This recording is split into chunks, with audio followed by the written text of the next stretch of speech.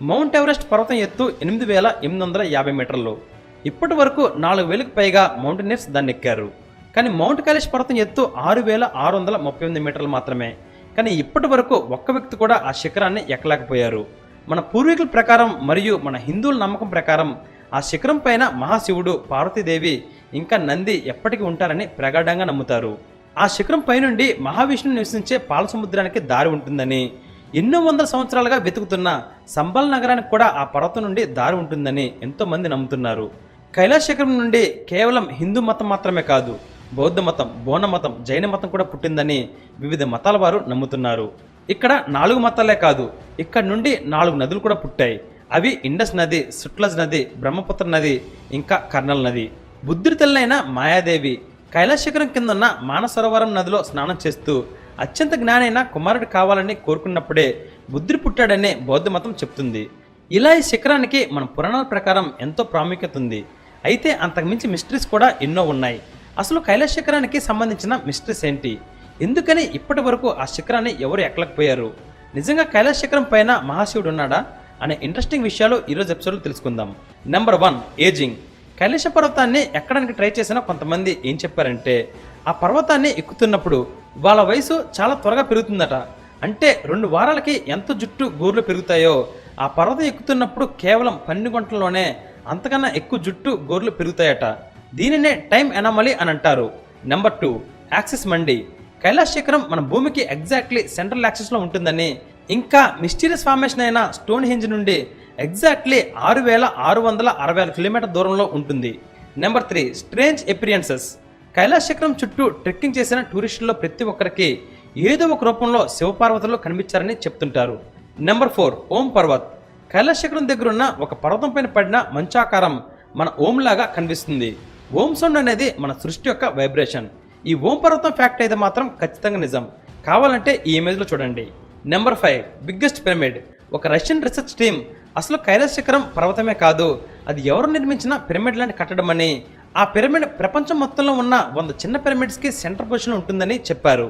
కానీ కొంతమంది mountaineers, scientists ఆ పర్వతాన్ని పరీక్షించి దానికి పర్వతానికి ఉండాల్సిన ప్రాపర్టీస్ అన్ని ఉన్నాయని, ఇది పిరమిడ్ కాదు, ఖచ్చితంగా పర్వతమే అని తేల్చారు. నెంబర్ 6, అన్క్లైంబబుల్. మౌంట్ కైలాష్ పర్వతాన్ని ఎంతో మంది ఎక్కడానికి ట్రై చేసినా ఒక్కరు కూడా దాన్ని ఎక్కలేకపోయారు. ఎంతో మంది స్టార్టింగ్లోనే వెనక్కి వచ్చేశారు. కానీ కొంతమంది వెనక్కి కూడా రాలేదు. వారు ఏమైపోయారో ఎవరికి తెలియదు.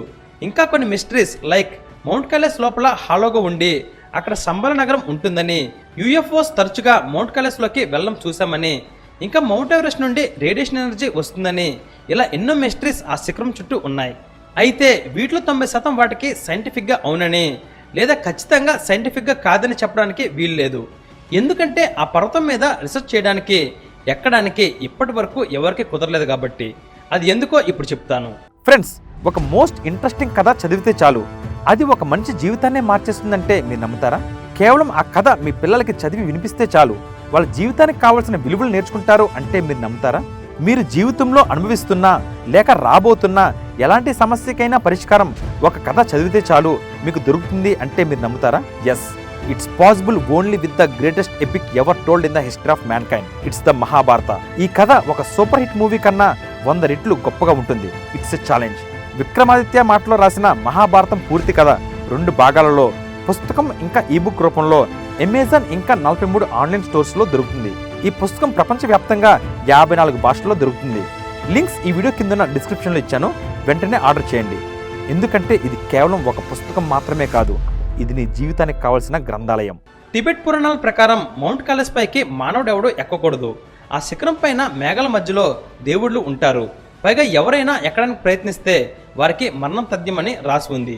ఈ పురాణాలని కాసేపు పక్కన పెడితే అసలు ఇప్పటి వరకు ఎవరు దానిపైకి ఎందుకు ఎక్కలేదో మీకు చెప్తాను.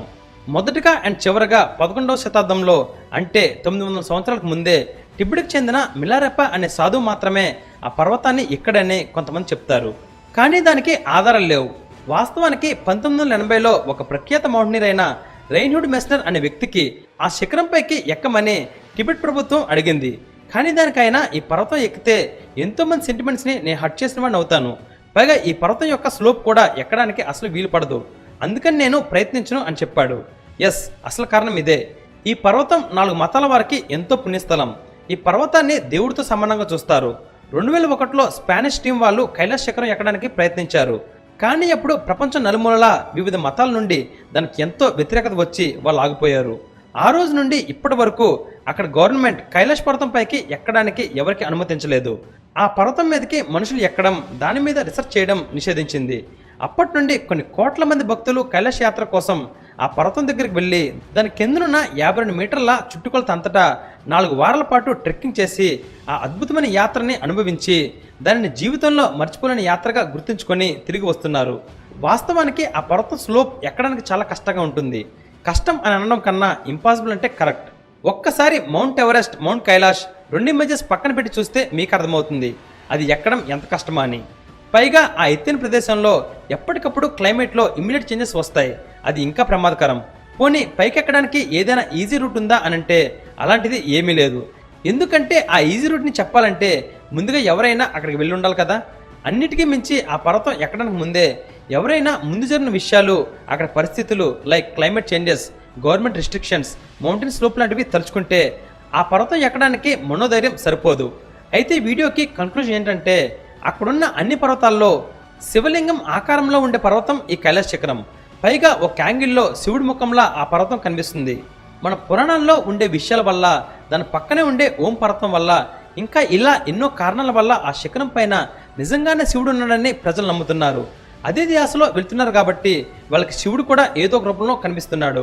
కానీ నా ఉద్దేశం ఏంటంటే కైలాష్ శిఖరం పైన శివుడు ఉండడం కాదు, ఆ శిఖరమే శివుడు.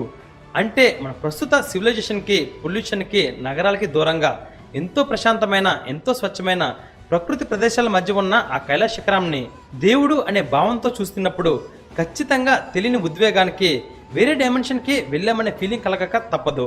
అక్కడున్న ప్రకృతిలోని ప్రతి అంగుళంలో దేవుడు కనిపిస్తాడు. ఎందుకంటే దేవుడు అంటే ఎవరో కాదు, మనకి ప్రాణం పోసి మనం నివసించడానికి ఒక స్థానం ఇచ్చిన ఈ ప్రకృతే కాబట్టి. ఫ్రెండ్స్, నెక్స్ట్ ఎపిసోడ్లో కంటెంట్ వేరే లెవెల్లో ఉంటుంది. Don't miss it. నేను రాసిన మహాభారత పుస్తకాన్ని ఇప్పుడే ఆర్డర్ చేయండి. లింక్స్ ఈ వీడియో కింద ఉన్న డిస్క్రిప్షన్లో ఇచ్చాను. అలాగే ఇప్పటి వరకు నా ఛానల్ని మీరు సబ్స్క్రైబ్ చేసుకుని ఉండకపోతే వెంటనే సబ్స్క్రైబ్ చేసుకోండి. Till then take care. Bye.